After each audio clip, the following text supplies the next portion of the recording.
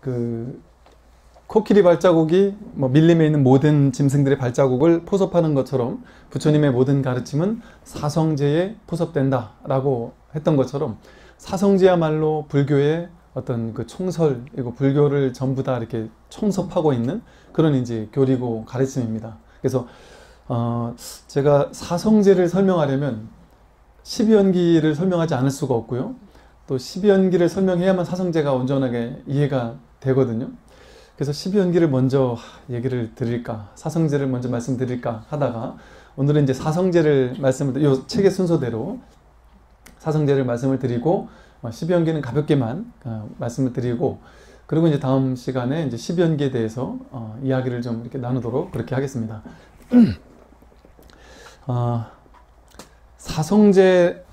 사성제가 중요한 이유는 뭐냐면, 불교는 언뜻 보기에는 뭐 해탈과 열반과 뭔가 초월을 얘기하고 뭔가 이 어마어마한 걸 얘기하는 것처럼 보이는데, 사실은 너무나도 단순한 것이죠.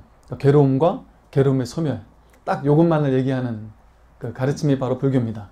그래서 사성제가 고진멸도라고 해서 괴로움과 괴로움의 원인, 또 괴로움의 소멸, 그리고 괴로움의 소멸에 이르는 방법, 이렇게 그 네 가지를 이제 설명하는 것이 이제 사성제입니다. 그래서 우리의 목적이 괴로움의 소멸이거든요. 우리의 목적이 괴로움의 소멸이기 때문에 그것을 설명하는 게 이제 사성제다. 초전 법륜 때 처음에 부처님께서 설명하신 가르침이 바로 사성제라고 이렇게 이제 알려져 있습니다. 모든 사람들에게 괴로움을 없애주기 위한 것이었죠. 사성제는 첫 번째 이제 고성제, 집성제, 멸성제, 도성제라고 이제 잘 알고 있습니다. 첫 번째 이제 고성제가 괴로움이라는 성스러운 진리, 이제 이런 뜻입니다. 이 고성제를 딱 들으면 이제 언뜻 괴로움이 왜 성스러울까? 괴로움이 왜 성스러운 진리일까? 나는 괴로움처럼 싫은 게 없는데, 괴로움만 없어지면 내 인생은 정말 행복할 텐데 이 괴로움 때문에 내가 괴로워 죽겠구만. 이 괴로움을 성스러운 진리라고 하니까 여기서부터 일단 거부감이 딱 느껴지는 사람들도 있습니다. 괴로움이 왜 성스러우냐? 막 지긋지긋하고 몸서리치기 싫다. 이제 이렇게 생각하는 사람이 있는 것이죠. 언젠가 이제 그런 말씀 드렸을 겁니다. 인간계라는 곳이 특별한 이유는 다른 곳은 육도윤회한다라고 우리가 방편으로 이제 알고 있는 그 육도윤회 가운데 나머지 세계는 업을 받는 곳이라고 되어 있습니다. 불교 교리상 다 업을 받는 곳이다. 선업을 많이 지으면 천상세계 가서 업을 받고, 악업을 많이 지으면 지옥에 가서 업을 받는다. 탐심을 많이 지으면 악귀 지옥에 가서 업을 받고, 또 진심, 화내고 썩내는 걸 많이 하면 아수라 지옥에 가서 업을 받고, 치심, 어리석음이 많은 이들은 이제 그 축생세계에 태어나서 그 과보를 받는다. 그렇게 알고 있어요. 인간계만이 유일하게 업을 지을 수도 있고 업을 받을 수도 있고, 또 수행을 통해서, 또 마음 공부를 통해서 깨달음을 얻을 수 있는 유일한 땅이다. 소나 돼지나 개나 뭐 이런 존재가 수행 열심히 해서 깨달았다, 이런 얘기 들어본 적이 없잖아요. 그러니까 지옥 중생이 수행해서 깨달았다. 심지어는 천상세계 신이 수행을 열심히 해서 깨달았다, 이런 얘기를 들어본 적이 없습니다. 인간계만이 수행을 통해 깨달음을 얻을 수 있는 곳이고, 또 업을 지을 수 있는 곳이다. 다른 곳은 업을 받기만 하는 곳이라면. 그래서 인간계가 아주 중요한 것이죠. 그래서 뭐 지옥에 있는 중생은 말할 것도 없고, 심지어 천상세계에 있는 신들조차, 그 행복한 세계에 있는 신들조차 인간계에 태어나기를 간절히 바란다. 왜 그러냐면 천상세계는 인간계에 비해서 너무나도 행복한 곳인데도 불구하고 더 발전이 없단 말이죠. 우리도 그냥 완전히 맘 편히 속 편하게 놀 수만 있다, 돈이 어느 정도 있다, 그래서 나는 평생 이제 놀기만 해도 된다, 그러더라도 그렇게 행복하지 못할걸요. 그냥 가만히 집에서 놀기만 해라 해도 이게 놀지를 못합니다. 가만히 있지를 못하는 것이죠. 그래서 인간계에 태어나는 것을 천상세계 신들도 너무나도 간절히 바란다. 그게 좀 이해가 안 되잖아요. 천상세계 신들은 행복하기만 할 텐데 왜 바랄까? 근데 천상세계 시계로 봤을 때는 욕계 6천에 있는 6번째 욕계, 색계, 무색계 가운데 가장 낮은 수준의 의식을 가진 세계에 욥기의 6번째 세계만 해도 인간계 1600년이 그 천상세계 하루라 그러거든요. 그럼 새끼 무새끼는 더없이 짧겠죠. 우리들이 뭐 몇천 년을 살다가 천상세계로 가도 천상세계 시계로는 뭐 한 1분, 30초, 1초 이렇게 지난 것과 똑같아요. 그런데 천상세계에서는 더 발전이 없단 말이죠. 행복은 누릴 수 있지만 정신적인 발전이 없습니다. 그런데 인간계 한번 갔다 오면 엄청난 발전이 있고 잘만 하면 깨달음을 얻을 수도 있다. 그렇게 생각하면 누구나 인간계에 오려고 한다는 것이죠. 인간계 해봐야 뭐 우리 시계로 보니까 100년이지만 천상세계로 보면 한 1초, 2초밖에 안 되니까. 그러니까 그 힘든 곳을 자원해서 가려고 한단 말이죠. 그런데 자원해서 가려고 하는 천상세계 신들이 그렇게 어마어마하게 많은데 다 가지 못한다. 번호표 뽑고 기다려도 내 차례가 오려면 그냥 수억 년이 걸릴 정도로 이게 너무 혜택받은 사람들만 오는 곳이다. 그래서 인신난득 사람 몸 받아 태어나기가 그렇게 어렵다. 사람 몸 받아 태어나도 법을 만나기가 그렇게 어렵다. 또 법을 만나도 그 경전에는 남자 몸 받아 태어난다 그랬는데 그 남자 몸이라는 것이 상징인데요. 어떤 공부할 수 있는, 마음 공부할 수 있는 바른 정신, 바른 몸을 가지고 바른 정상적인 삶을 살면서 내가 너무 그 가난에 허덕이지 않고 너무 고통에 허덕이지 않고 너무 병에 허덕이지 않고 정상적으로 내가 마음 공부할 수 있는 몸과 마음이 될 수 있는 그런 조건, 그런 것을 갖고 태어나기가 그렇게 어렵다. 그래서 이렇게 너무나도 어렵다고 하는 것이거든요. 그런데 그렇게 어려운, 그렇게 정말 너무나도 어려운 상황에서 정말 수억 년에 한 번 올까 말까 한 기회를 만약에 잡아서 어렵게 인간계 몸 받아 태어날 수도 있었고, 그냥 그 인간 몸 받아 태어난 이 60억 인구 가운데도 혜택받아서 부처님을 만날 수 있었고, 그렇다면, 그렇고 이렇게 법문을 들으러 올 수 있는 정도의 인연이 된다면, 우리는, 지금 여기 계시는 우리들은 정말 얼마나 그 모든 복을 다 받은 사람들이에요. 모든 복을 다 받았다. 이제는 이제 깨닫기만 하면 됩니다. 그런데 그 모든 복을 다 받았는데 이렇게 어렵게 이렇게 어려운 복을 받아 태어나기가 어려웠는데 그 어려운 기회를 잡았단 말이에요. 근데 이 기회는 어떻게 해야 이 기회를 놓치지 않을 수 있느냐? 인간계가 깨달음을 얻을 수 있는 세계인 이유는 괴로움이라는 구조가 있기 때문입니다. 깨달음이라는 게 뭐냐면 정신적으로 성숙하는 것, 내가 깨어나는 것이 무엇이냐면 괴로움에서 벗어나는 것이거든요. 그런데 괴로움을 경험해보지 못한 사람이 괴로움에서 벗어나려고 하겠느냐는 것이죠. 승승장구하고 지금도 한참 내가 회사에서 좀만 더 잘하면 막 진급도 할 수 있고 몇백억, 몇천억, 몇 조를 벌 수 있다. 그런 상황이면 여기 와서 공부하겠습니까? 지금 당장 거기에 정신이 팔려서 당연히 못하는 것이죠. 그런 사람도 가끔 이제 스님들을 찾아올 때가 있습니다. 저를 찾아올 때가 있고, 그럴 때가 언제냐 하면 갑자기 사업이 무너졌든지, 갑자기 괴로운 일이 생겼든지, 자식이 너무 말을 안 듣든지, 하여간 괴로운 일이 생겼을 때 한번 찾아온단 말이죠. 괴로움이 생겼을 때 한번 법륜 스님의 증문즉설도 가서 듣게 되고, 괴로우니까 괴로움에서 벗어나야 되겠다라는 발심을 하는 것이죠. 그걸 보고 발심이라고 합니다. 즉 이 말은 무슨 말이냐면 인간 몸 받아 태어난다고 해서 다 깨달을 수 있는 조건을 가진 게 아니다. 그 어려운 정말 희유하고도 희유한 인간 몸 받아 태어나고 부처님을 법을 만날 수 있는 이 복을 받은 것만이 전부가 아니라 받았으면 이제 그러한 조건이 갖춰져야 돼요. 내가 깨달음을 얻을 수 있는, 괴로움에서 벗어날 수 있는 조건이 갖추어져야 됩니다. 그 조건이 갖춰지려면 어떻게 되느냐? 인생이 승승장구하고 행복하기만 하면 안 됩니다. 그거는 깨달을 수 있는 조건이 안 갖춰진 거예요.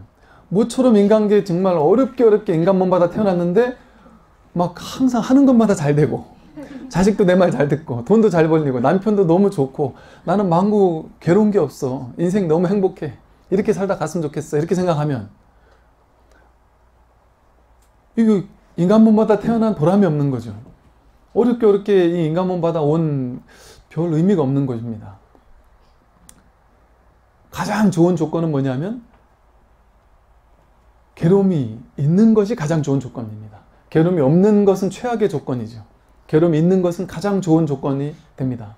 그런데 너무 태어나서 죽을 때까지 계속 괴로움만 계속 지속되면 지쳐서 힘들잖아요. 그러니까 다행히도 여러분들의 삶처럼, 우리 평범한 우리들의 삶처럼 괴로운 일도 생겼다가 그게 또 해결도 됐다가 또 즐거운 일도 생겼다가 적절한 괴로움이 왔다 갔다 한단 말이죠. 아주 몰라보게 다행스러운 일입니다. 그런데 나는 괴로움 왔다가 행복도 왔다가 이렇게 하는 게 아니라 저는 계속 괴롭기만 합니다. 그러면 더 좋은 일이죠. 더 좋은 일이니까 뭐 더 이상 이게 이 공부하는 사람은 괴로움에 처하는 것을 이게 아주 감사한 일로 여길 수 있는 것이죠. 그래서 고성제, 괴로움이라는 성스러운 진리. 반야심경에서 우리 색즉시 공이라고 했잖아요. 색이 있는 그 자리에 공이 있습니다. 번뇌가 있는 그 자리에 깨달음이 있고, 번뇌즉 보리. 괴롭다라고 여기는 바로 그 자리에, 괴로움이 있는 바로 그 자리에 깨달음이 같이 있습니다. 괴로움의 소멸이 같이 있다. 우리는 괴로움에 내 의식의 초점, 분별의 초점을 괴로움에 맞추기 때문에 괴로움만 보일 뿐이지, 괴로움이 있는 그 자리에 괴로움 소멸도 언제나 같이 있습니다. 괴로움이 있는 사람은 언제나 괴로움 소멸의 가능성도 언제나 항상 같이 가지고 있습니다. 그런데 괴로움이 없는 사람은 괴로움의 소멸의 가능성도 없는 것이죠.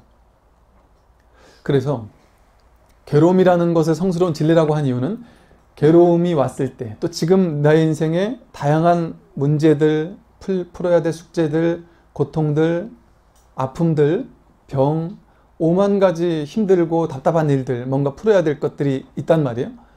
혹은 뭐 내 마음에 안 드는 것들이 있습니다. 마음에 안 드는 사람도 있고, 내 자식의 성격도 마음에 안 든다든지, 남편의 성격이 마음에 안 든다든지, 내가 이렇게 사는 게 마음에 안 든다든지, 내 성격의 어떤 부분이 마음에 안 든다든지, 그 마음에 안 드는 것, 해결하고 싶은 것, 바꾸고 싶은 것, 그게 전부 다 우리를 괴롭게 만들잖아요.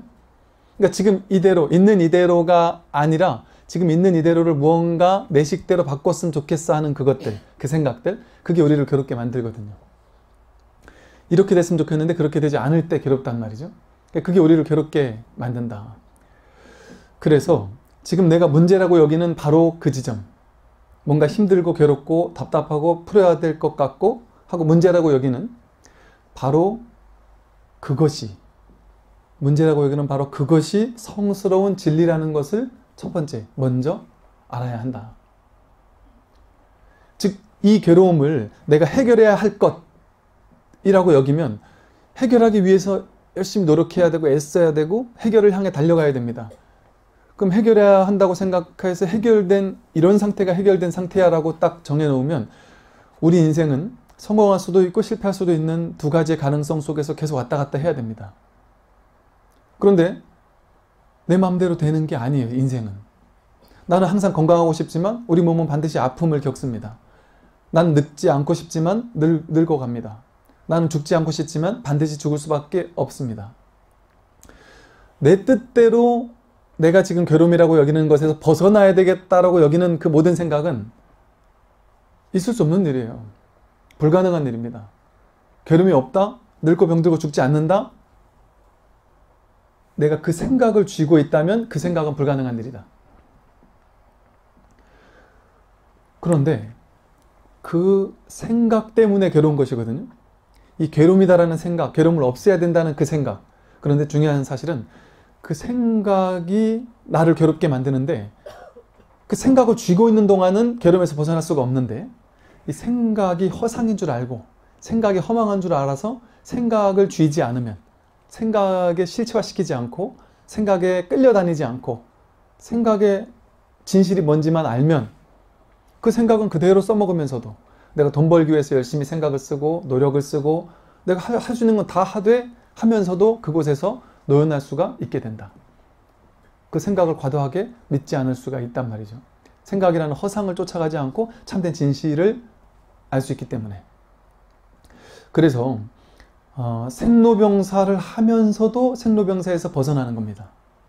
괴로움이 그대로 지금 겉으로 봤을 때, 남들이 봤을 때는 괴로움이라는 일이 그대로 일어나는 것처럼 보이는데 나에겐 그게 더 이상 괴로움이 되지 않는 것이죠. 늙고 병들고 죽는 일이 그대로 벌어지고 있어요. 남들과 똑같이. 부처님이 그런 거잖아요. 여기 12연기는 다 지분을 없애야 된다 그랬지 않습니까? 근데 생노사, 생겨나는 거, 태어나는 거? 그럼 태어나는 걸 없애야 되나? 그럼 내가 임신하지 말아야 되나? 자식도 낳지 말아야 되나? 지금 생을 없애야 되면 내가 그냥 죽으면 되겠네. 그게 12연계 실천하는 거네. 그게 아니잖아요. 생겨나는 걸 없애라는 게 아니라 생겨난다라는 착각을 없애야 된다는 겁니다. 우리가 생에 따른 착각. 생에 따른 착각은 이 몸을 나라고 생각하니까 이 몸이 생겨날 때 나도 생겨났다. 몸이 죽으면 나도 죽는다. 이런 망상을 일으키는 것이거든요. 이처럼 삿된 망상의 세계에서 노연하게 되면 지금 이대로의 세계가, 지금 이렇게 괴로움도 있고 온갖 문제투성이인 이 세계가 이대로 그대로 벌어지고 있음에도 불구하고 내 안에서는 상관이 없어진다. 아무 문제가 없어진다. 혹은 문제가 더 그만큼 가벼워지기 시작한다. 무게감이 없어지기 시작한다. 그래서 이렇게 그 첫 번째 발을 내딛는 것, 그게 있는 그대로의 나의 실상, 삶을 인정해야 됩니다. 괴롭다라는 이 현실을 인정해야 됩니다. 늙고 병들고 죽을 수밖에 없다라는 사실을 인정해야 하고 그것을 있는 그대로 허용해 주어야 하고 그것이 바로 그렇기 때문에 그것이 성스러운 진리이다. 그것을 온전히 허용하고 받아들이는 그 자리에 거기서 벗어날 수 있는 길도 있다. 그래서 내 넘어지면 넘어진 그 자리를 딛고 일어나야 한다라는 표현이라든지 아니면 뭐 큰 스님들께서 정말 지옥과도 같은 고통에 처했습니다. 어떻게 해야 됩니까? 그 고통 속으로 뛰어들어야 한다. 뭐 용광로 같은 불구덩이, 지옥의 불구덩이 속에 처했을 때 어떻게 해야 됩니까? 그 불구덩이 속으로 뛰어들어야 한다. 그 말이 그 괴로움이 나온 그 자리, 그 자리에 답이 있기 때문에 그 자리를 성스러운 진리라는 사실을 자각해서 그 자리를 온전히 허용해주고 받아들여 주었을 때 그때 전환이 일어난단 말이죠. 엄청난 괴로움이었다고 생각했는데 문득 한 생각 탁 돌이키고 나니까 이게 전혀 괴로움이 아니게 되는 이런 일이 벌어진다는 것이죠. 그래서 삶은 그대로 살아가는데 이제 더 이상 내 마음 안에서는 아무 문제가 되지 않는 일이 벌어지게 된다. 그래서 그 첫 번째가 바로 고성제, 괴로움이라는 성스러운 진리. 늙고 병들고 죽는 것, 내가 사랑하는 것, 갖고 싶은 걸 못 갖는 데서 오는 괴로움, 싫어하는데 자꾸 싫어하는 상황이 자꾸 오는 데서 오는 괴로움, 싫어하는 사람을 어쩔 수 없이 만나야 돼서는 오는 괴로움, 그거 그냥 있는 그대로 허용해 주라는 것이죠. 구하는데 얻지 못하는 괴로움, 이 나라는 것을 자꾸 이렇게 치장하고 싶고 나라는 아상을 이렇게 확대하고 싶은데 그러지 못하는 데서 오는 괴로움, 그걸 그냥 그대로 허용해 주라는 것이죠. 즉 삶을 있는 그대로 허용해 주라는 것이죠.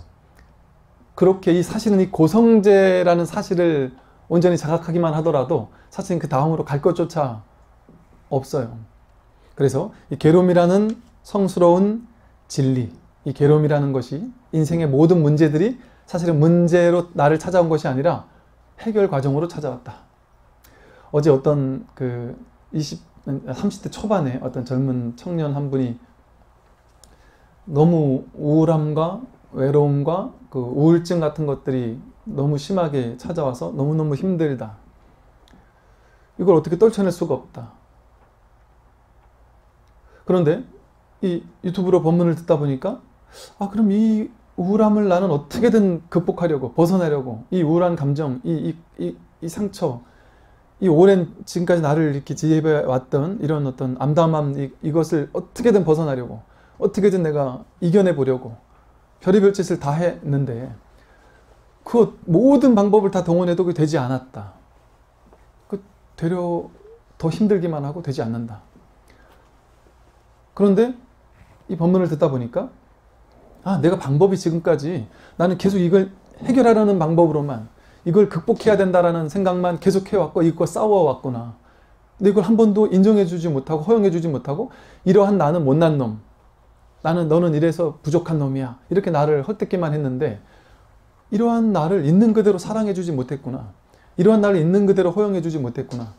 이것을 그대로 사랑해주고 허용해주고 이것을 그대로 오케이 하고 받아들여 주려는 생각은 한 번도 하지 못했구나. 이렇게 하면 되겠구나 라고 해서 이제 그것이 올 때 이렇게 허용해주기 시작을 하다가 그래도 내가 한 번은 찾아와서 법문도 듣고 그리고 직접 내가 한번 물어봐야지 내가 속이 편하겠다 싶어서 이렇게 나가는데 붙잡고서 이래 진짜 그렇게 하면 될까요? 하고 몇 가지 물어봐서 몇 가지 말씀을 드렸더니 이분의 참 그 표정을 잊을 수가 없어요. 그 심각한 표정을 하고 왔다가 그렇게 환하게 웃으면서 정말 저는 이제 알겠습니다. 제가 이제 그렇게 실천하고 살겠습니다. 이렇게 가는데 정말 그 환한 얼굴을 참 잊을 수가 없습니다. 근데 그와 같다. 우리는 지금까지 한 번도 있는 그대로의 나를 있는 그대로 허용해주고 사랑해주고 받아들여주고 존중해주고 있는 그대로 아무 문제 없는 부처야 라는 생각을 할 수가 없었습니다. 세상에서도 그건 하지 말라고 시켰죠. 잘못한 건 나쁜 놈이야 이렇게 시켰단 말이에요. 불교에서는 요즘에 보니까 뭐 TV에 옛날에 나쁜 짓을 하던 사람들 세상에서 막 뜨다가도 그 SNS에 막 누가 올리고 그러면은 바로 그냥 추락하고 이러던데 뭐 그것도 한편으로는 또 뭐 그럴 수 있겠구나 싶은 마음도 들고 또 한편으로는 세상은 당연히 그래서 안 되죠. 그래서 그런 이래서는 안 된다라는 본을 보이기 위해서는 그런 방식도 참 좋은 방식일 수도 있을 것 같아요. 그러나 또 한편으로는 세상은 바뀌고 사람은 변하고 이게 계속해서 성격도 변해갑니다. 그럼 옛날에 그 나빴던 성격이 지금의 내가 아니에요. 그 사람은 그 사람일 뿐 지금의 나는 다른 사람입니다.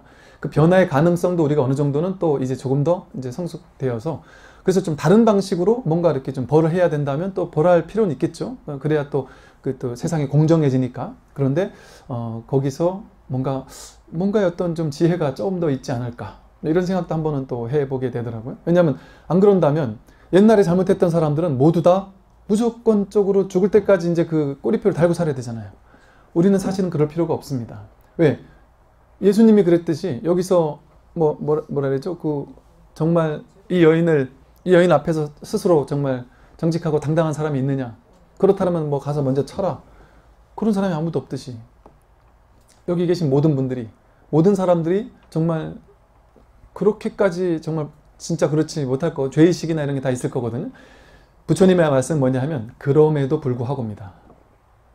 죄가 있음에도 불구하고 여러분이 나쁜 짓을 했음에도 불구하고 세상에서 논리로는 무조건 응징해야 맞다라고 하지만 부처님의 가르침은 무조건 응징한 것만이 대수가 아니다. 앙굴리마라 같이 그렇게 많은 사람을 죽인 살인마를 부처님은 그냥 간단하게 용서를 해주고 수행하도록 해서 깨달음으로 이끌었습니다. 이미 지나간 것은 허상이거든요. 허상. 우리는 거기 얽매일 필요가 없습니다. 거기 얽매이면 공부가 안 되죠. 그게 업장이에요. 업의 장애. 내가 과거에 나쁜 짓을 했어라는 업장에 얽매여서 내가 지금 잘 살 수 있을까? 내가 지금 행복할 수 있을까? 이런 업의 장애에 자꾸 시달리게 됩니다. 그런데 그렇게 과거에 발목 잡히지 않아도 된다. 왜? 과거는 허상이기 때문에 실상이 아닙니다. 무엇이 실상일까요? 지금 이대로가 실상입니다. 지금 여러분들도 그렇잖아요. 옛날에 비해서 지금 성격이 나는 참 좋아졌어. 이럴 수 있거든요. 당연히 그럴 수 있거든요. 그 가능성, 그렇게 변화, 발전의 가능성, 그것을 우리는 인정해 줘야 될 필요도 있습니다. 그래서 이렇게 그 첫 번째는 바로 이거는 아주 중대한 인식의 전환입니다. 삶의 전환. 나라는 존재를 바라보는 관점의 전환. 내가 그렇게 못난 놈이 아니다. 내가 바로 본래 이대로 부처다. 문제를 가지고 있는 그대로. 문제가 해결되고 나서 행복해지는 게 아니라 문제를 안고 있는 그대로 아무 문제 없다. 여기에 대한 자각. 그게 고성제입니다. 내가 지금 괴롭지만, 내가 이렇게 못났지만, 문제투성이지만, 아프고 괴롭고 답답하지만 그럼에도 불구하고 이대로가 성스러운 진리다. 이대로가 하나 바꾸지 않고서도 이대로가 그대로 부처다. 번뇌즉 보리다. 번뇌가 있는 그 자리에 깨달음도 동시에 함께 구족되어 있다. 우리는 그래서 색즉시공, 색이면서 동시에 공입니다. 즉 분별을 가진 중생이면서 동시에 부처인 것이죠. 그 자리에 같이 있습니다. 같이. 문득 그야말로 내가 늘 보아오던 습관대로 보아오던 것을 문득 자각해서 그 너머를 보기만 하면 될 뿐이다. 그것이 이제 괴로움이라는 성스러운 진리고요. 그러면 괴로움을 해결하려면, 그렇다면 이 사성제는 사실은 이 괴로움을 성스러운 진리라고 한 것도 일단 중생의 차원에서 부처님께서 펴신 방편이죠. 방편입니다. 즉 여러분 괴롭다고 했죠? 본래 괴로울 게 없는데 우리 중생들은 그걸 괴롭다라고 생각하니까, 괴롭다라는 망상을 부리니까 괴롭다라는 착각이 일어나니까 그럼 오케이, 인정하겠습니다. 그 괴로움이라는 것을 일단 인정해 주겠다. 우리가 그러나 인정하면서 그 괴로움 자체를 일단 아까 말한 것처럼 성스러운 진리로서 인식해라. 그리고 그렇다면 그 괴로움을 해결해야 될 거 아니냐. 여러분이 지금 가지고 있는 괴로움이 실제처럼 느껴지니까 그걸 해결해야 되지 않겠습니까? 그러면 그 원인이 뭔지를 파악해야 된다는 것이죠. 그래서 괴로움의 원인에 대한 성스러운 진리가 바로 집성제입니다. 집성제라는 것은 뭐 우리가 보통 집성제 그러니까 집착 이렇게 생각하잖아요. 이 집성제라는 건 집착이라는 그 집자가 아닙니다. 모인다는 거예요. 괴로움의 다양한 원인들이 모여서 이렇게 괴로움의 원인이 된다는 거예요. 그것을 부처님께서 하나하나 괴로움의 원인이 뭔지를 탐구해 나가는 작업이 이제 12연기에서 나옵니다. 즉 괴로움의 가장 대표적인 것이 무엇이냐라고 했을 때 부처님께서 이 고성제에서 제가 지난번에 말씀드렸기 때문에 따로 안 드렸는데 고성제는 사고 팔고라고 했어요. 사고 4가지 괴로움과 8가지 괴로움. 이 4가지 괴로움과 8가지 괴로움이 괴로움이라는 것의 실체예요. 그러면 팔고는 사고에 포함됩니다. 그래서 사고가 가장 근원적인 괴로움이에요. 사고는 뭐냐면 생로병사입니다. 즉 노병사가 인간 괴로움의 가장 큰 것이죠. 늙고 병들고 죽는 게 가장 큰 괴로움이란 말이죠. 그럼 노병사라는 인간 근원의 괴로움, 그것을 해결하기 위해서 노병사의 원인이 뭔지를 알아야 한다. 늙고 병들고 죽는 거의 원인이 뭐예요? 태어났으니까. 태어났으니까 늙고 병들고 죽는다. 그러니까 12연기를 오늘은 간단하게만 살펴봅니다. 그러니까 12연기를 너무 스트레스 받으면서 공부하지 마시고 대충 그런 얘기구나 정도만 아시면 돼요. 오늘은 우선 간단하게 보고 다음번에 조금 구체적으로 말씀을 드리겠습니다. 늙고 병들고 죽는 거의 원인은 태어남에 있어요. 근데 이것은 전부 다 실제 늙고 병들고 죽는다라는 것을 소멸해야 된다 그랬어요. 그 말은 뭐냐면 늙고 병들고 죽는다라는 게 우리는 실제라고 여기는데 나라는 존재라는 자체가 실제가 아니에요. 비실제예요. 무아입니다. 무아. 이 몸이 내가 아니기 때문에 의식이 내가 아니고 감정이 내가 아니고 생각이 내가 아니기 때문에 생각은 계속 변해 가잖아요. 그 중에 어떤 생각을 몇 개 잡아놓고 내 생각이야. 그게 내 거야. 그러니까 그 생각을 누가 공격했을 때 내 생각이 깨지는 것 같으니까 버럭 화를 내는 게 내가 무너지는 것 같고 나를 공격한다고 생각해요. 사실 내 생각이 공격당하는 건데 내 생각은 내가 아니기 때문에 내 생각 가지고 공격당해도 상관없습니다. 내가 옳다고 생각하는 거 깨져도 상관없거든요. 그런데 내가 공격당한다고 생각하니까 괴로운 것이죠. 이처럼 이 몸과 마음을 나라고 여기니까 내가 늙는다, 내가 병든다, 내가 죽는다라는 착각이 생기는 겁니다. 사실은 우리가 내가 늙고 병들고 죽는 게 아닙니다. 변해가는 것을 그저 이렇게 지켜보고 있을 뿐이에요. 변해가는 것을. 그런데 우리는 내가 늙고 병들고 죽는다는 생각이 일어나는데 그 원인이 뭐냐? 태어났다. 태어남도 아까 제가 말한 것처럼 태어난다라는 착각. 생겨났다라는 착각. 이 몸이 나라는 착각이 있으니까 이 몸이 옛날 응리하고 태어났을 때 내가 그렇게 태어났겠지. 근데 그거 여러분 보셨습니까? 여러분 태어나는 걸? 기억이 나시나요? 그럼 실제 그렇게 태어났을까요? 유추하는 거잖아요. 생각하는 거잖아요. 그죠? 여러분이 그렇게 태어났다라는 건 여러분 머릿속의 생각이죠. 그죠? 머릿속의 생각입니다. 지금 내가 그렇게 떠올릴 때만 그런 생각이 일어날 뿐이지 실제 내가 그렇게 태어난지 아니면 여러분도 혹시나 자식을 태어나는 걸 보면서 그걸 보고 나도 저럴 거야 라고 생각하는 겁니다. 즉 제 말은요. 제가 하는 말은 그 사실을 진짜 사실이 아니다라고 얘기하는 게 아니에요. 조금 전에 제가 이렇게 걸어 들어왔잖아요. 사실은 그런 바가 없습니다. 없다라는 거는 실상에서는. 왜? 실상은 지금 이대로만 실상이니까. 좀 전에 이렇게 걸어 들어왔다라는 거는 과거잖아요. 그 과거는 생각했을 때만 있어요. 그죠? 그럼 제가 여기 그런 바가 없습니다라고 하는 건 진짜 내가 이렇게 안 걸어왔다는 거짓말을 하려고 하는 얘기가 아니고요. 그거는 허상이라는 겁니다. 내가 생각을 떠올릴 때만 그랬다라고 실제 그게 사실이지 않을 수도 있잖아요. 저랑 비슷하게 생긴 사람이 이렇게 들어오는 척하고 저 지금 앉아있을 수도 있잖아요.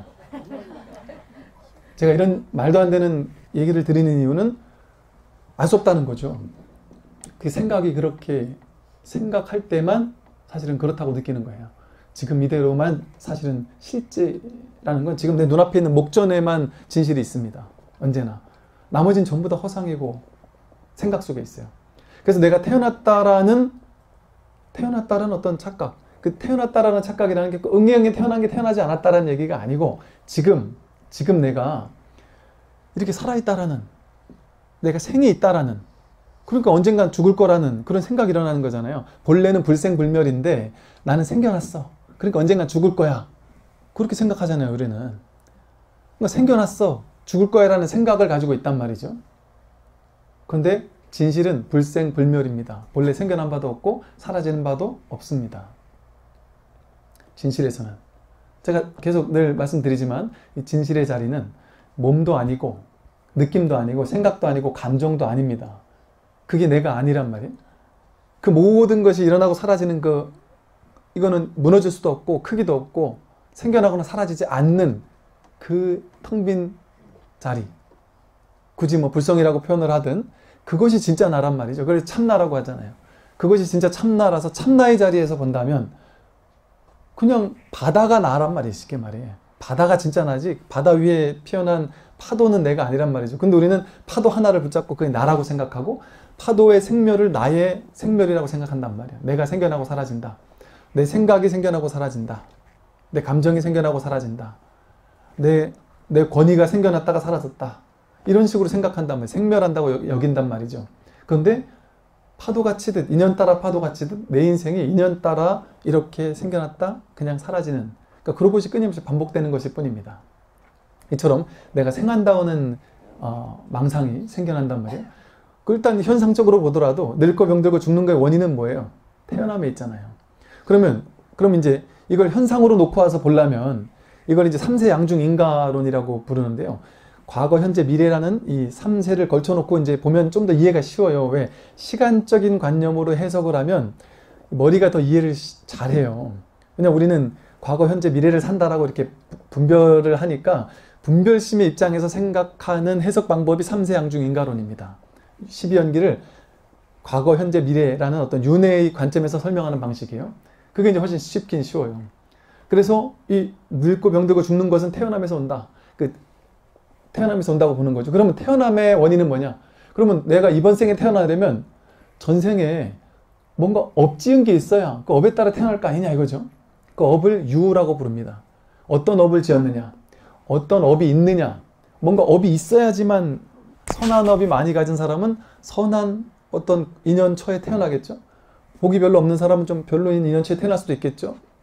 윤회의 관점에서 본다면. 그리고 뭐 천상세계 갈 업을 지은 사람은 천상세계에 태어날 것이고 지옥세계 업을 지은 사람은 지옥세계에 태어날 것이고, 저마다 자신의 업유라고 부릅니다. 업유. 업이라는 뭔가가 있다. 그 업에 따라서 이번 생에 이제 태어난단 말이에요. 그럼 그 업이라는 게 있기 때문에 태어났다는 거죠. 삼세양중 인간론으로 보면. 그럼 그 업은 어디서 왔느냐? 업은 어디서 왔느냐? 무명행식 명생 유깁 촉수 애 취 유생노사 이랍니다. 취유생노사, 집착에서 왔다. 즉 사람들은 무언가에 집착을 하면 내가 예를 들어 돈을 벌어야 되겠다고 돈에 대해 이제 돈을 벌어야 되겠다는 생각을 하고, 야 내가 이 직장에서 열심히 해서 돈을 벌고 이 직장에서 성공해야 되겠다라는 한 생각을 일으켜서 그것을 열심히 하려고 이제 착심을 일으켜요. 착을 일으키면 그거를 열심히 하게 되죠. 행하게 됩니다. 행위하게 됩니다. 행동하게 돼요. 생각으로, 말로, 몸으로써, 신구의 삼업으로써 행동을 하기 시작합니다. 그 신구의 삼업으로 행동하는 게 업이죠. 업을 짓는 거죠. 업유를 일으키는 겁니다. 근데 업이 일어나기 이전에 취하는 게 있을 때 그걸 취하기 위한 행동을 합니다. 사랑하는 사람이 있을 때 그 사랑하는 사람에게 사랑한다는 생각을 하고 사랑하는 말을 하고 사랑하는 것을 몸소 가서 보여준다. 이처럼 집착이 있을 때 우리의 어떤 삶의 원동력이 하나의 어떤 집착입니다. 내가 어딘가 가야 되겠다. 내가 어디 집으로 가야 되겠다라는 생각이 있을 때 그걸 향해서 행동하듯이, 뭔가 내가 물 한 모금 먹어야 되겠다라는 착심이 있을 때 그걸 물을 향해 행동을 하듯이, 그렇게 어떤 한 가지의 어떤 취하고자 하는 생각, 이게 집착이라는 게 뭐 아주 나쁜 의미에서 집착이 아니라 그걸 내가 취해야 되겠다, 가져야 되겠다, 그런 생각이 있을 때 그걸 향해서 업을 짓고 행동을 한단 말이죠. 그럼 그 취는 어디서 오느냐? 애에서 온다. 애착. 애착할 때 취하잖아요. 애착하면 애착하는 것을 처음에는 애착하는 마음이 먼저 들고 그걸 이제 내 걸로 갖고 싶은 마음이 든단 말이에요.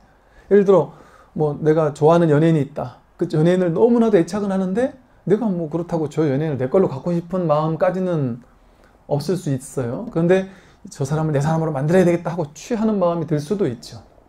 그처럼 애착이 있고 그 다음 취하는 게 있고요. 그럼 애착 이전에 뭐가 있냐? 느낌이 있습니다. 수. 좋은 느낌, 싫은 느낌, 그저 그런 느낌이 있어서 좋은 느낌이 일어날 때 애착을 합니다. 그래서 그걸 취하려고 해요. 근데 여기에는 생략이 되어 있는데 애, 취, 유에 생략되는 게 뭐냐면 이 수에서 좋은 느낌이 일어나면 애와 치로 가고요. 싫은 느낌이 일어나면은 좋아하는 느낌 말고 싫어하는 느낌, 거부하려는 느낌, 밀쳐내려는 느낌, 이런 느낌이 일어나고 그것을 거부하는 느낌이 일어나서 밀쳐내려는 행동으로 이어집니다. 그래서 밀쳐내려는 업을 짓게 되죠. 싫어하고 미워하고 막 증오하고 혼내고 욕하고 이런 식으로 이제 업을 짓는단 말이에요. 그래서 이 수, 애, 취, 유라는 이 지분에서 우리가 업을 짓는, 뭔가 좋거나 나빠야 업을 짓기 시작한단 말이에요. 그래서 이게 이제 좋은 느낌이 일어나면, 근데 그러면 좋은 느낌은 어디서 일어나느냐? 우리가 18개를 지난 시간에 공부를 했습니다. 안니비 서신이라는 눈 깊고 혐오음 뜻이 내 바깥에 있는 경계 색성향 미촉법을 만날 때 거기서 의식이 일어난다 그랬죠. 그죠? 안식, 이식, 비식, 설식, 신식, 의식이 일어난다 그랬습니다. 즉 내 몸의 6가지 감각기관과 바깥에 있는 대상이 접촉할 때 느낌이 일어납니다. 즉 눈으로 무언가를 볼 때 좋다, 싫다 하는 느낌이 일어나요. 귀로 어떤 소리를 들을 때 이 소리는 좋아해서 집착하고 애착하고 어떤 소리는 거부하고 밀쳐내려고 한단 말이죠. 또 어떤 향기를 맡고 좋은 느낌, 싫은 느낌. 맛을 보고 나서 좋은 느낌, 싫은 느낌. 그러니까 좋은 느낌은 더 먹으려고 집착하고 취하고 그래서 행동하고 업을 짓죠. 이와 같이 눈 깊고 혐오음 뜻이 색성향 미촉법을 접촉할 때 거기서 느낌이 일어납니다. 이걸 뭐라고 하냐면 십연기에서 무명행 다음에 식, 명색, 유깁, 촉이라고 합니다. 식, 명색, 유깁, 촉. 식은 의식이고요. 육식이고요. 명색이 바깥의 외부 대상입니다. 외부 대상. 그리고 유깁이 육입처, 육내입처를 유깁이라고 부릅니다. 즉, 이 눈 깊고 혐오음 뜻을 나라고 착각하는 허망한 의식. 그걸 이제 육입이라고 부르고요. 육입이고 바깥에 있는 그 대상의 특징은 뭐냐 하면 의식이 대상을 붙잡을 때 어떻게 보냐면 명색이라 해서 이름을 지니고 어떤 모양을 지닌 것들, 그런 것들을 이렇게 취하거든요. 그래서 여기서는 명색이라고 했지만 육경이라고 볼 수도 있습니다. 그래서 이 세 가지가 삼사화합이라고 해서 삼사화합, 촉이라고 해서 식과 유깁과 명색, 즉 18개가 하나로 딱 만나는 그것을 보고 촉이라고 부릅니다. 촉. 그래서 촉이라는 것도 접촉하는 그 자체를 촉이라고 하는 게 아니라 눈이 뭔가를 딱 보자마자 접촉하자마자 여기 뭔가 있네 하는 느낌이 들잖아요. 접촉하자마자 뭔가 있네 하는 느낌이 드는 그 의식, 그것을 촉이라고 부릅니다. 그래서 촉입처라고 불러요. 입처라는 말은 의식이라는 뜻이거든요. 촉입처라고 불러요. 그래서 이처럼 내가 내 바깥에 있는 무언가를 딱 의식할 때 그때 좋은 느낌이나 싫은 느낌이 일어나요. 그리고 좋은 느낌이나 싫은 느낌만 일어나는 게 아니라 여기서 이제 오온이 성립이 되는데 여기서 식, 명색, 유깁이 촉하면서 수가 일어나고 동시에 이제 경전에 뭐라고 나오냐면 이것이 일어날 때 수만 일어나는 게 아니라 수상사, 수상행이 같이 일어난다 이럽니다. 오온에서 마음을 네 가지라 부르잖아요. 식은 앞에 있었죠. 수상행이 같이 일어난단 말이죠. 눈으로 무언가를 볼 때 좋은 느낌이 일어나면 거기 좋은 생각도 일어나고 좋은 의도도 일어난다는 것이죠. 그래서 이렇게 오온이 이제 구성이 되는 것이죠. 여기까지가 이제 식, 명색, 유깁, 촉수, 애치, 유생, 노사예요. 그런데 이 식은 뭐냐 하면 우리가 이제 아까 말한 그 과거, 현재, 미래라는 이제 3세 양중 인가론으로 보면 식이 바로 이제 재생 연결식이라고 해가지고 쉽게 말해 우리가 아레아식이라고 부르는 전생에 업을 지으면 그 업이 이렇게 식으로서 아레아식으로서 저장돼 있다가 다음 생으로 윤회한다. 이렇게 이제 유식불교에서 얘기하잖아요. 그 식의 의미를 같이 가지고 있는 겁니다. 여기서의 식은 3세 양중 인간으로 해석해 본다면 그렇게 해석할 수 있는 것이죠. 그래서 그 업식을 가지고 있다가 그것이 그 식에 따라서 이제 현상세계를 만나겠죠. 내가 명색을 만난단 말이에요. 부모님 처음 응행하면 태어나면서부터도 내가 어떤 업식을 가지고 있느냐에 따라서 이번 생에 예를 들어 부잣집으로 태어날 수도 있고 그럼 부잣집 엄마 아빠라는 명색을 만나겠죠. 그러면 아주 좋은 대접받고 좋은 거 먹고 좋은 침대에서 자고 하는 명색 유깁 촉수 애치 유생노사를 만나겠죠. 그 식에 따라 자기 업식이 어떠냐에 따라서 이번 생이 결정된다는 거죠. 그러면 자기 식에 따라서 이번 생에 내가 어떻게 살아갈지가 결정되는 겁니다. 그럼 어떻게 업을 지을지도 결정되고. 그래서 그 식이 나오고요. 그 식은 이제 재생연결식이라고 했으면 그럼 그 전에 그 전생에 이제 한 번 벌써 한 생이 돌아가는 거예요. 그 식, 명생, 유깁, 촉수, 애, 취, 유까지가 이제 지난 생이라고 봤을 때 생노사가 이제 이번 생에 괴로움을 받은 거죠. 그럼 이제 그 전 계속해서 이런 윤회가 돌아갔을 때 그러면 최초에 윤회할 때 그 전에는 뭐가 있었느냐? 그게 바로 무명과 행이라고 보는 겁니다. 즉 우선 식이 일어나려면 의식이 일어나려면 행이라는 게 뭐냐면 행동, 행위, 수없이 많은 행동하고 행위하고 경험하고 업을 짓는 행위를 말하는 겁니다. 그래서 수많은 행동을 함으로써 그 행동, 여러분들이 예를 들어 다양한 삶의 경험을 했어요. 경험 속에서 의식이 증장을 하죠. 의식, 생각, 의식이 이렇게 이것을 이제 식의 증장이라고 부릅니다. 나이가 들면 들수록 식이 증장을 해요. 자기만이 알고 있는 의식들, 지식이 늘어난단 말이죠. 그러니까 즉 경험에 따라서 식이 만들어져요. 그래서 내가 어떤 경험을 했느냐에 따라서 그 경험에 따른 식이 만들어집니다. 즉 전생에 내가 경험했던 모든 것들, 업을 지은 모든 것들. 그래서 이 행원이라는 것은 이제 유의행이라고도 하고 그 유의라는 것이 바로 업을 짓는 업행이라고 부릅니다. 그래서 이 업을 지은 것, 그것이 모두 모여서 업이 식을 만들어냈다. 그 수많은 다양한 삶의 경험들, 그거에 따라서 자기만이 가지는 의식이 만들어지잖아요. 즉 태어나자마자 도적대 두목의 아들로 태어났다. 그러면 그 사람은 경험하는 게 계속 도둑질하는 것만 배울 거 아니에요? 그러면 도둑질하는 거에 대한 어떤 뛰어난 의식이 이제 생길 거 아니겠어요? 그 사람은 의식적으로 평생의 목표가 이 조직에 내가 두목이 돼야지 이러면서 살지 않겠습니까? 그처럼 자신의 업에 따라서, 업행에 따라서 그런 의식이 만들어진다는 것이죠. 그리고 그 업이라는 것들이 근원의 그런 원인이 뭐냐? 이런 식으로 돌고 돌았을 때 가장 근원적인 원인이 뭐냐 하고 봤을 때 계속 돌고 돌아서 그러한 업행을 하는, 업을 짓는 원인이 뭐냐를 보니까 근본 무명이라고 이름합니다. 그래서 이것을 근본 무명이라는 표현을 씁니다. 가장 근본적인 원인으로 돌아가면 어리석음에 있다. 즉 우리가 행동한다고 해서 전부 다 업이 되지 않습니다. 무의행을 하면 업으로 연결되지가 않아요. 해도 한 바가 없기 때문에. 해도 한 바가 없고 거기에 크게 얽매여 집착하지 않기 때문에. 그러니까 부처님도 행동하시거든요. 근데 그게 업이 되지 않습니다. 무의행을 하기 때문에 무의행은 식으로 연결되지가 않아요. 유의행만 식으로 연결이 됩니다. 그러니까 어리석은 생각, 즉 나도 실제하고 세상도 실제하고 다 실제한다라는 생각이 있으면 이렇게 눈 깊고 흉몸 뜨시 색상행 미축법을 만나는 게 다 실제라고 생각해요. 여기 내가 있고 바깥에 세계가 있어서 내가 세계를 실제로 만났어. 거기서 이런 일도 벌어지고 저런 일도 벌어졌어.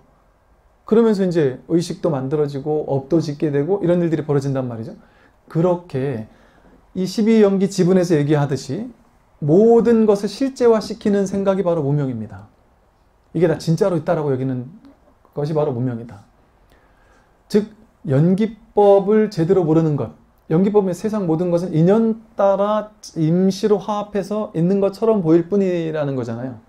인연 따라 화합하는 것은 임시로 그렇게 있는 것처럼 보일 뿐이고 인연이 닿으면 사라지는 허망한 것인데 그게 인연 따라 생겼는데 진짜 있다라고 착각하는 의식이 생겼단 말이죠.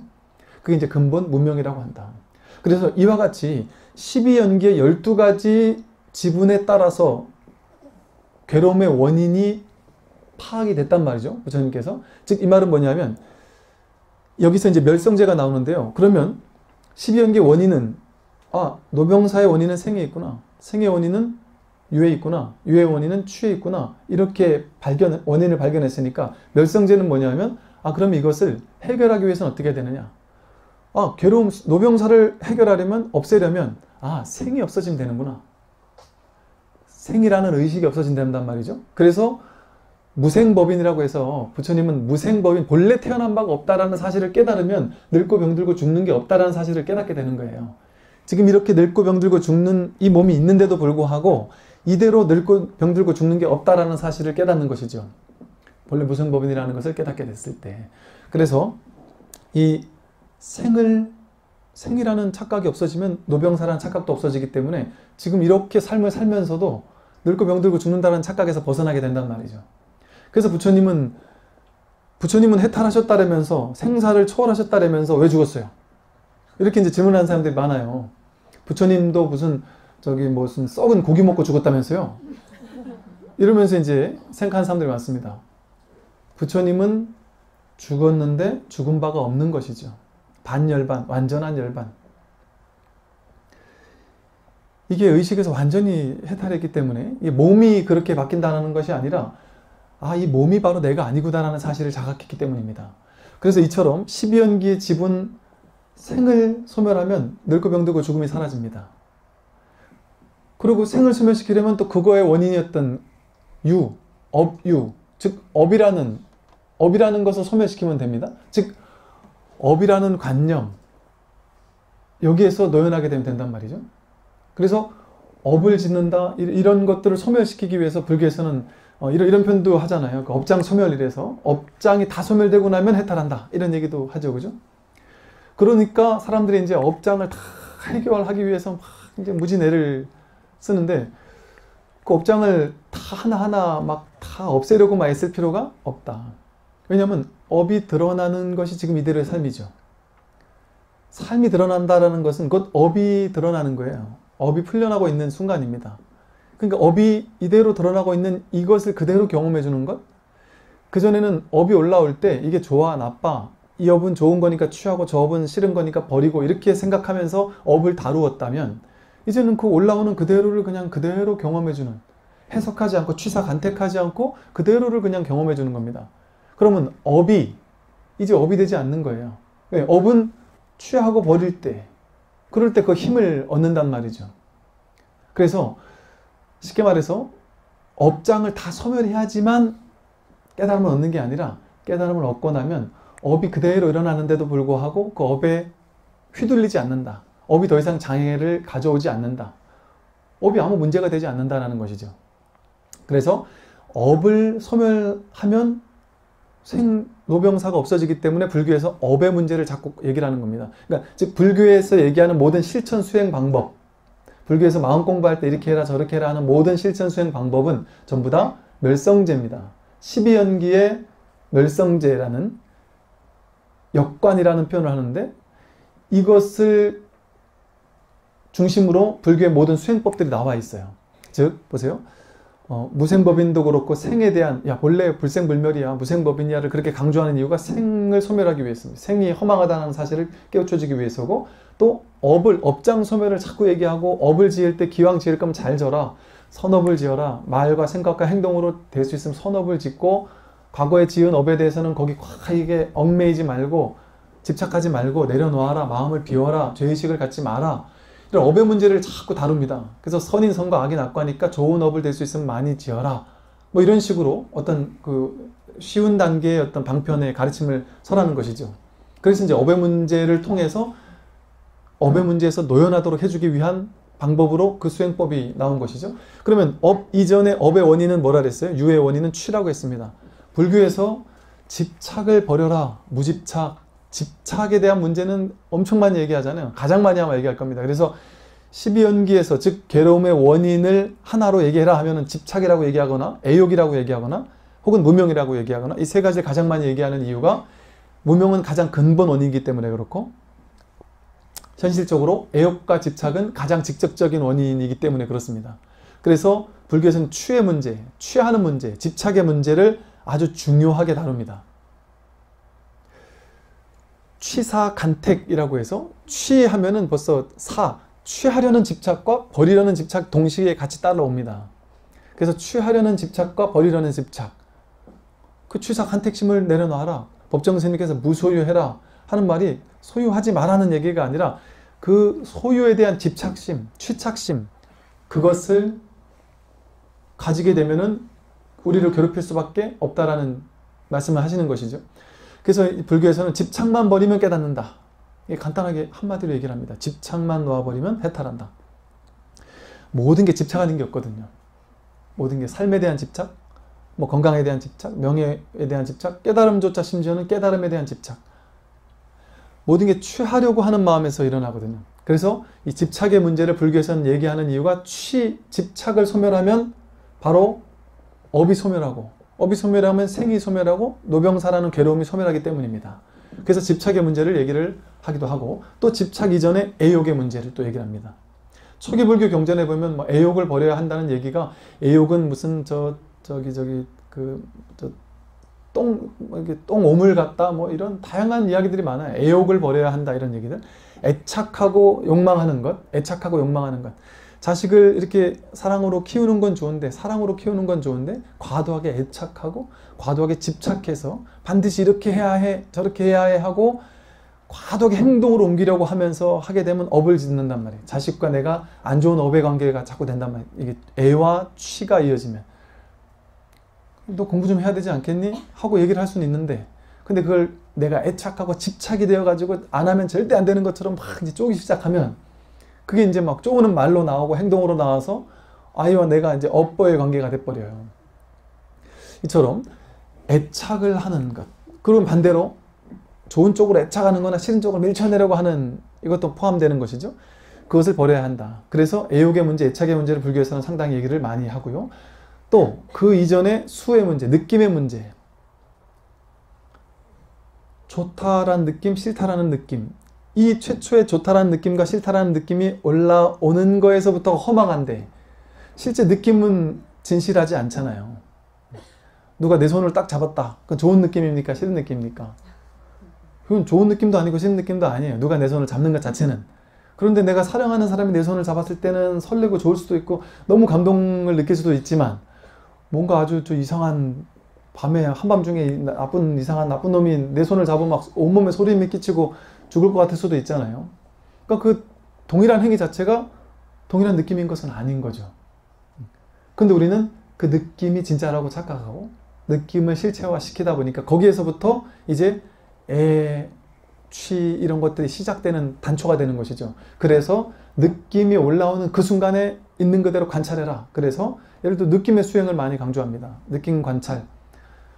사념처라고 해서 있는 그대로 통찰하라고 할 때 수념처를 가장 먼저 두 번째로 이야기를 하죠. 몸을 먼저 관찰하고 그 다음에 수념처라고 해서 즉 느낌이 일어날 때 그 느낌을 있는 그대로 알아차리고 관찰해라.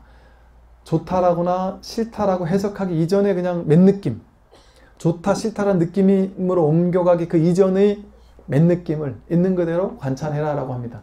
그래서 그 느낌의 실체를 느낌을 쫓아가지 않고, 좋다거나 싫은 느낌을 쫓아가지 않고 그 이전의 실체를 보아라는 것이죠. 그리고 그 느낌 이전에 이제 우리 18개에 대한 얘기를 반야심경도 하고 초기불교도 하고 끊임없이 일체법이라고 해서 18개와 오원을 얘기를 많이 하는 이유가, 이 18개는 이제 설명을 많이 했기 때문에, 이제 나라는 이 눈 깊고 혐없듯이 진짜 나라는 착각, 내 바깥에 있는 내가 보는 것, 듣는 것, 맛보는 것, 만지는 것, 생각하는 모든 것들이 실제로 있다라는 착각. 나도 실제하고 내 바깥에 있는 것도 실제한다. 그리고 내가 바깥에 있는 걸 보고 내가 의식하는 것, 생각하는 것, 의식을 일으키는 그 생각, 마음, 그것도 실제한다. 이런 착각, 그런 착각이 일어난단 말이죠. 그 세 가지가 18개가 화합해가지고 접촉을 일으키면서 느낌이 일어난단 말이죠. 근데 그 느낌 이전에 그래서 접촉하는 뭔가 눈으로 보는, 딱 보자마자 그 첫 자리에서 생각으로 옮겨가기 이전 자리를 뭐 관찰해라 이런 표현을 드리기도 하거든요. 그리고는 육근 관찰, 육근을 청정해라, 육근을 관찰해라, 눈 깊고 혐없 뜻을 잘 관찰해라. 그래서 마치 변방의 군사들이 적들이 쳐들어오는 것을 깨어있는 눈으로 지켜봐야지만 적들이 쳐들어오지 않을 수 있는 것처럼 눈 깊고 혐없 뜻이라는 이 지점을 잘 관찰해야 한다. 이런 이제 얘기를 많이 하거든요. 수행법에서. 그래서 육근을 관찰하라고 하고, 또 육근을 청정하게 해라. 그 말은 눈이 바깥에 속지 않도록 해라. 바깥에 있는 게 좋다 나쁘다라고 이런 착각을 자꾸 일으키니까, 눈이 이런 의식을 일으키니까 그거 속지 마라. 눈을 관찰하고 소리를 관찰하고 이렇게 이제 육근을 관찰하라고 하고, 또 육경에 대해서는 경계에 끄달리지 마라. 경계에 휘둘리지 마라. 이런 표현을 끊임없이 큰 스님들이 하는 이유가 그거죠. 경계에 끄달려가지 않기만 해도 그 다음 그 지분이 없어지면 그 다음 지분이 다 사라지죠. 또 육근 관찰을 잘해서 육근에서 벌써 딱 끊어버리면 그 다음 지분이 다 없어진단 말이죠. 또 그 이전의 식도 마찬가지죠. 의식이 일어날 때 그 의식과 분별이 일어날 때 그 분별을 쫓아가지 않고 분별이 일어나기 이전을 딱 보게 된다면, 거기서부터 그 지분이 소멸되면 그 다음 지분이 전부 다 차례로 소멸하게 된다. 그리고 식 이전에 또 행이라고 했습니다. 그 행에 대해서는 또 이 불교에서는 예를 들어 그 업을 지을 때 아까 유와 같은 겁니다. 이 행은 한 바퀴 돌아가서 이렇게 하는 것이죠. 그래서 근원적으로 최초부터 일어났던 수많은 행위들, 그 일어났던 모든 행위들, 그것들을 통틀어서 이제 얘기를 하는 것이 이제 이 행문입니다. 그래서 불교에서는 업행을 할 때 유의행을 하지 말고 무의행을 해라. 행을 안 할 수는 없거든요. 행동을 안 할 수 없습니다. 생각하고 말하고 행동하지 않을 수 없는데 그것을 자꾸 무의행을 하라고 하는 이유가 바로 이 행원에서 벌써 무의행이라는 것 자체가 유의를 소멸시키라는 얘기입니다. 그러나 하지 않는 건 아니에요. 하되 한 바 없이 해라는 것은 하되 겉으로 봤을 때 하는 건데 유의행인데 내면에서는 무의행을 하게 되는 거죠. 그래서 하되 한 바 없이 하는 겁니다. 그래서 불교에서는 그렇게 무의법, 무의행을 강조하는 겁니다. 그래서 하되 하는 바 없이 해라. 머무는 바 없이 마음을 내라. 라고 하는 것이죠. 그것을 청정한 행위라고 하는 겁니다. 그래서 업을 소멸시키면, 무의행을 통해서 업을 소멸시키면 식이 소멸되고 그 뒤에 지분이 다 사라져서 결국 괴로움이 소멸된다. 그러고 나서는 근원적으로 무명, 어리석음을 소멸시키면, 어리석음이 소멸되면 그 다음 지분이 전부 다 소멸되지 않습니까? 그래서 이렇게 무명, 행식, 명생, 유깁, 촉수, 애취, 유, 생, 노사라는 이 모든 지분 어디서든 어느 지점에서든 그 한 지분에서 착각을 딱 깨뜨리기만 하면, 그 망상을 딱 깨기만 하면, 그것을 소멸시키기만 하면 그 다음 지분이 전부 다 연이어 소멸되기 때문에 따라서 노병사라고 하는 근원적인 괴로움이 소멸된다는 것이죠. 그래서 이것이 사성제의 집성제와 멸성제입니다. 즉 집성제와 멸성제는 12연계 유전문이라고 해서 순간을 얘기를 하고, 멸성제는 뭐 12연계 환멸문이라고 해서 이제 이게 없으면 이게 소멸되면 저게 소멸된다. 이게 소멸되면 저게 소멸된다. 이렇게 해서 환멸문이라 해서 역관이라는 표현을 씁니다. 그래서 12연기가 곧 사성제의 그 집성제와 멸성제를 의미한다. 이런 정도로 우선 집성제, 멸성제를 생각을 해 놓으시고, 그리고 이제 다음 잠시 쉬었다가 이제 그 도성제, 8정도에 대해서, 중도에 대해서 좀 설명을 드리고 하겠습니다. 잠시 쉬겠습니다.